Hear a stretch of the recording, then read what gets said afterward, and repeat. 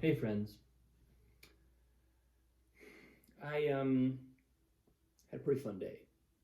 I basically rolled from one creative session to another today, all online. But man, nothing like beaming amazing people into your house and hanging out with them while doing something cool. And I had a thought pertaining to my post from yesterday, in which I sort of confessed or revealed an impulse that I sometimes have or a response that I sometimes have. And I was just basically, to sum it up, I was kind of noticing that sometimes there's a part of me that almost like enjoys when I perceive someone else suffering. And I'm not talking about like horrible suffering. I'm just saying like when somebody's in a rough place or when someone experiences something tough, there's part of me that like perks up. And I was looking at that and going, bleh, like not wanting to acknowledge this, and and then, but figuring it's probably better to look it in the eye and maybe even reveal it or share it than to pretend like that's not happening. And and as I sort of was hoping, looking at it and actually just letting myself say it to a video that's going to go on the internet, like letting myself actually let it out, sort of put it into a space where even though it's icky and I don't like it, I also don't have the impulse to like super harsh judge myself for it, which is kind of the impulse that I have when I keep it in, when I'm not willing to reveal it. And almost immediately, I was a question struck me, a kind of an obvious question, which is, why is this happening? Like, in what ways am I not being fed, being nourished, right, being sustained? That would that would allow me, and I'm assuming that it's some sort of like deficit that I'm experiencing on in my own that my ego's experiencing in my own life that would cause me to have that response. So I started to kind of look at that, and as I got into today, I have to say, it was kind of like one of these.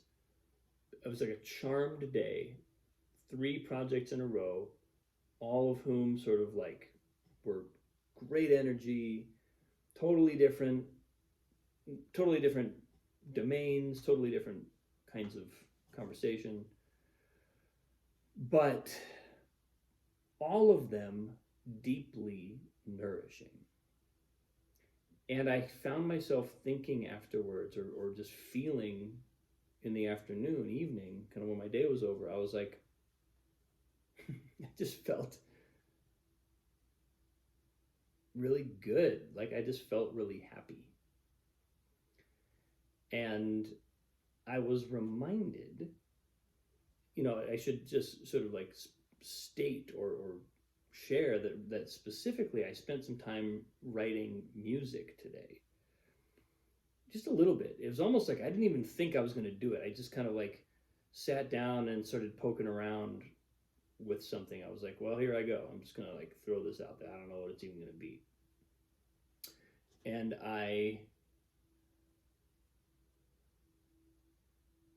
before I knew it, I was building a track and kind of layering things and refamiliar. I was kind of like a little self tutorial. It was like refamiliarizing myself with a bunch of software instruments that I haven't used in a long time. Just kind of updating software that was out of date, just doing simple stuff, but um, that got me back into the flow of things. And man, by the evening, I was like, oh, that's what I've been missing this is what I've been lacking. There's a kind of sense of, this is what I know how to do. This is a gift I can give. This is something I can provide, and I can provide it in a very unique to me kind of way. And I was so grateful that I'd asked that question yesterday, because it was almost like by asking the question, I made the space for today to give me the answer, or to at least start to answer it. And I think it's interesting. It's really important to notice when we are not happy, and when our even if we, even if that's a feeling that we can't really access. In other words, we're sort of, if you asked us if we're happy, we'd say yes. But there's this attraction to negativity, or it's like an addiction. I mean, I compared it to a character in a book that I'm reading. We have now read 3 or 4 times to my daughter, where there's a character called the Sorrow Eater, and she's the arch villain of the story, and it's a very well done story. It's an extreme example, probably not like going to go to those lengths for my in my particular case, but it's just not a flattering thing to perceive. It's just not something you want to admit to yourself. When we see ourselves doing kind of ugly things, even just thinking kind of ugly thoughts, we don't like to see those, right? I mean, I don't like to see them. Speak for myself. And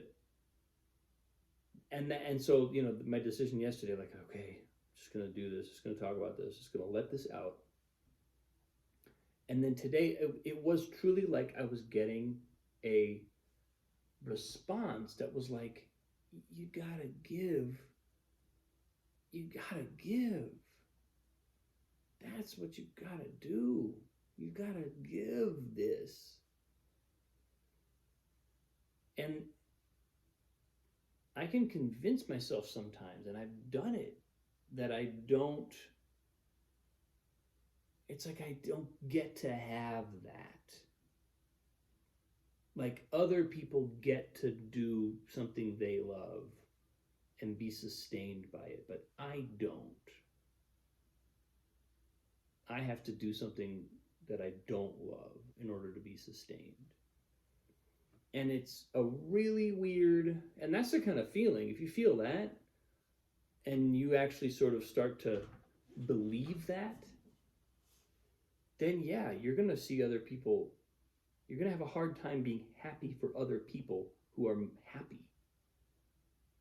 It's going to be more, there's going to be this resonance with like, yeah, well, this is the way it is. Other people can't have it either. Like proves my own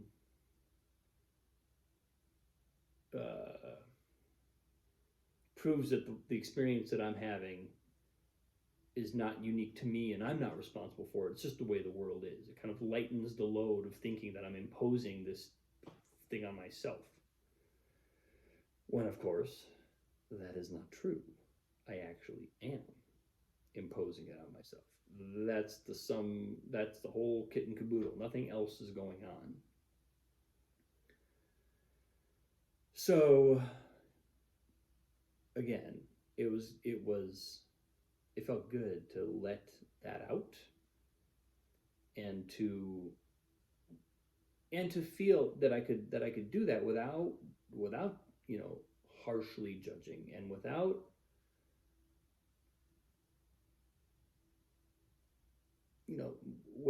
trying to avoid the implications.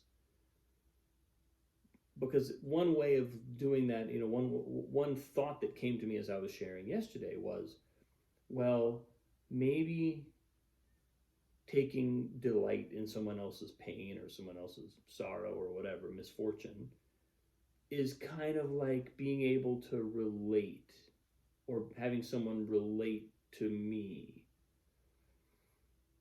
And so it's like a connection thing. But I was like, But that's bullshit. That's not true. That's not actually what's happening. What's actually happening is I'm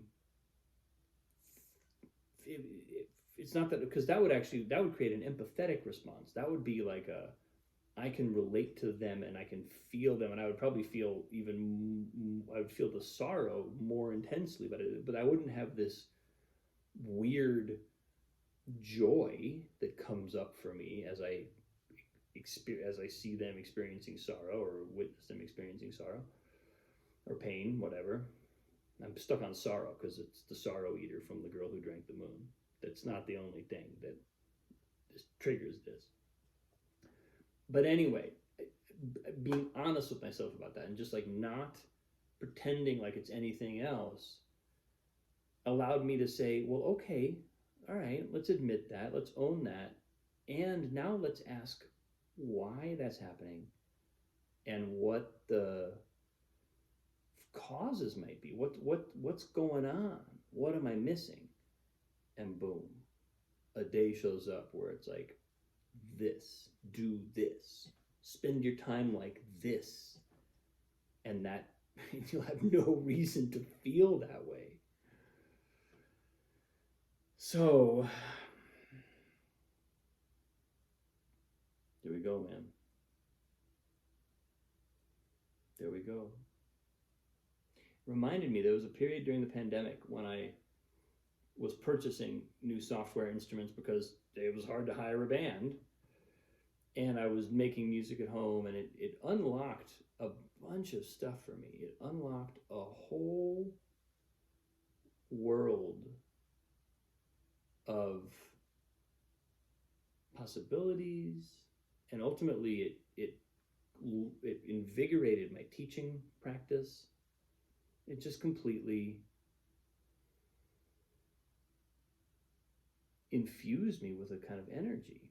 And I felt a little of that today because I was doing similar things. I was just back in my sandbox playing with some of these instruments and remembering that I know how to do it, remembering that I'm good at it, remembering what it feels like to give that. So yeah,